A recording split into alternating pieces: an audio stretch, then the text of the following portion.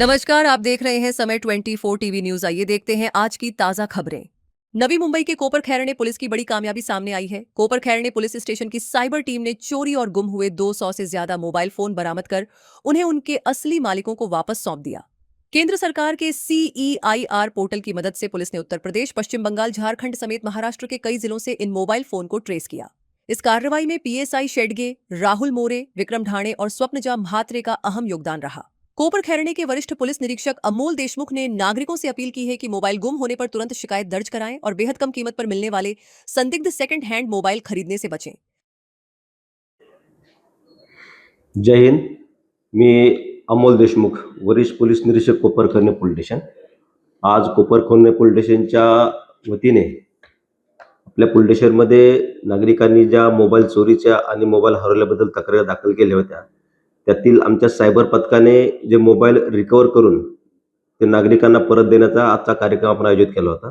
कार्यक्रमासाठी रबाळे विभागाचे सहाय्यक पोलीस आयुक्त श्री राहुल दस साहेब हजर होते। त्यांच्या हस्ते जे मोबाईल धारक आहेत, ज्यांचे मोबाईल हरवले, चोरी झालेले, त्यांना दिले होते। यामध्ये एकूण चालू वर्षामध्ये आम्ही 200 पेक्षा जास्त मोबाईल नागरिकांना परत करण्यामध्ये यशस्वी झालो आहोत।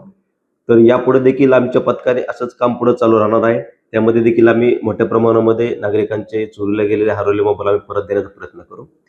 एकंदरीत लक्षात आलेलं आहे की आम्ही ज्यावेळेस अशा पद्धतीचं काम करत असतो, त्यावेळेस वेगवेगळ्या पद्धतीने जे मोबाईल चोरीला गेलेले आहेत किंवा हरवले आहेत, ते मोबाईल देशातील विविध राज्यांमध्ये मिळून येत आहेत।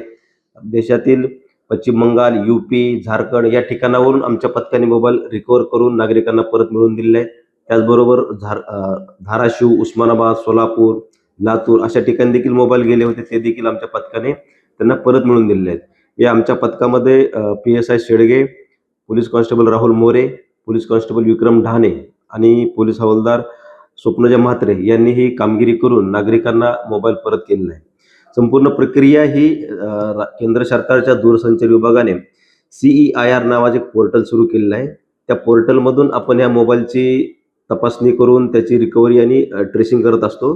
तर सर्व नागरिकांना आव्हान आहे की आपल्या ज्यावेळेस मोबाईल किंवा हरवून किंवा चोरी झाली तेव्हा 100% प्रत्येकाने आपली तक्रार केली पाहिजे। त्या तक्रारीच्या आम्ही त्या पोर्टलमध्ये त्या मोबाईलचे सबमिट करून माहिती त्याप्रमाणे सर्व ट्रेसिंगवर ठेवून ती मोबाईल शोधून घेत असतो।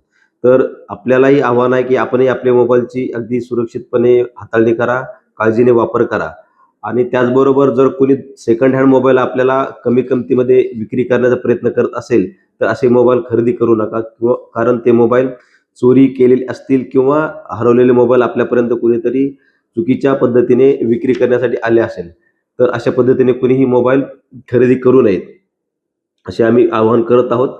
त्याचप्रमाणे आम्ही सध्या